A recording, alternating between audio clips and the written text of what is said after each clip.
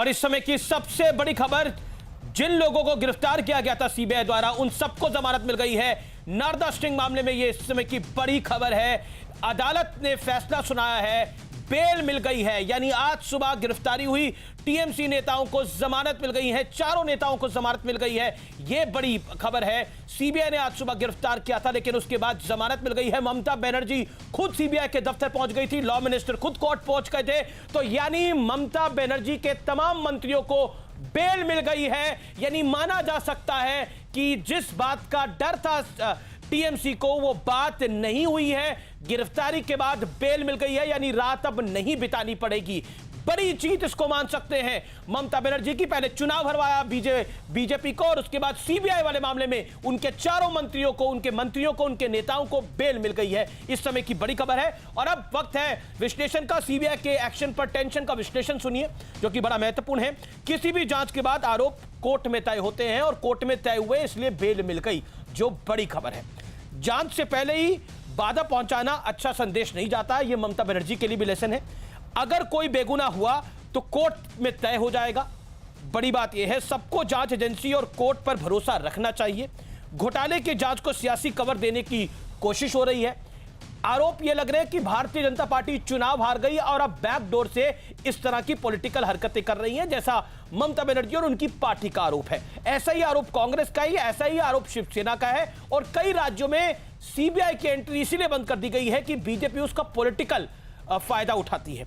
नारदा के आरोपी बीजेपी नेताओं पर एक्शन क्यों नहीं हुआ, यह सवाल जरूर खड़ा होगा, क्योंकि शुभेंदु अधिकारी का भी वीडियो आया था और कुछ नेता बीजेपी में भी शामिल हो गए, उन पर कार्रवाई क्यों नहीं। मेरे साथ बात करने के लिए कई सारे मेहमान हैं। मेरे साथ अभय दुबे हैं, कांग्रेस पार्टी के प्रवक्ता हैं, उनका स्वागत है। मेरे साथ रूलिंग पार्टी जो है बंगाल की, जिन्होंने अभी बड़ी जीत दर्ज करी है, संजय शर्मा जी हैं। अभिनंदन है संजय जी, आपका टीएमसी के स्पोक्स पर्सन। मेरे साथ भारतीय जनता पार्टी के नेता हैं संबित पात्रा, उनका स्वागत है। मेरे साथ जयंत घोषाल जुड़ेंगे, वेटरन जर्नलिस्ट, और प्रियंका चतुर्वेदी होंगी, member of parliament and deputy leader Shiv Sena, exclusively बात करने के लिए। मैं सबसे पहले आपका रुख करता हूं संजय शर्मा, इतनी हाय तौबा सुबह से आपने मचा रखी थी, बेल मिल गई है। अब क्या आपको लगता नहीं है कि कानून पे भरोसा रखना चाहिए था? उससे पहले लोग सड़कों पे लेट गए, आपके नेता कह रहे हैं कि टीएमसी दफ्तर, आप सीबीआई दफ्तर पहुंचिए।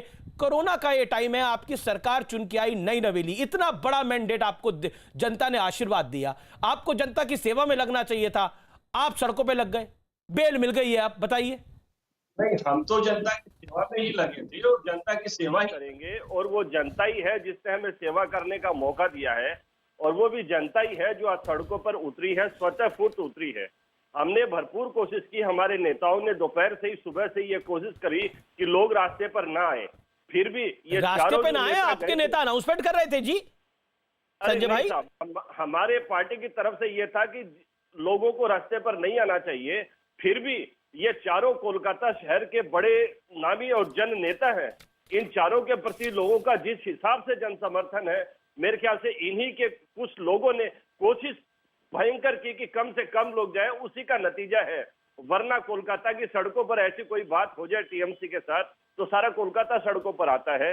ये एक स्वाभाविक प्रतिक्रिया थी, और ये गुस्सा इस बात का था कि चुनाव से पहले ही, चाहे ईडी हो चाहे सीबीआई हो, इसका इतना दुरुपयोग पश्चिम बंगाल में देखा गया भारतीय जनता पार्टी के द्वारा। देखिए, ये तो आप डिसाइड, देखिए संजय जी, मेरा विनम्र निवेदन आपसे ये है, ये आप डिसाइड नहीं करेंगे उपयोग है या दुरुपयोग है, क्योंकि आपके नेता हैं, वो आरोपी हैं, तो निश्चित तौर पर आपको तो लगेगा ये दुरुपयोग है, लेकिन ये सीबीआई का कोर्ट तय करेगा। देश में तो संविधान का राज है। आज गवर्नर ने भी आपको यही पाठ पढ़ाने की कोशिश की कि लॉ एंड ऑर्डर तो आप रहने दीजिए, देखिए लॉ एंड ऑर्डर तो आपका है। जनता अगर निकल के आ रही है, वो जनता को अगर कोरोना हो जाएगा, देखिए इस देश के अंदर एक गुट था जो कह रहा था कि देखिए रैलियां हो रही हैं, लेकिन वो किसान आंदोलन पे कुछ नहीं बोलते। वो आज लोग सड़क पर उतर के आए सीबीआई के विरोध में, तब उनका मुंह नहीं खुलता। क्या आपको लगता नहीं है कि जिम्मेदारी आपकी भी थी, वो लोग सड़क पे ना आते?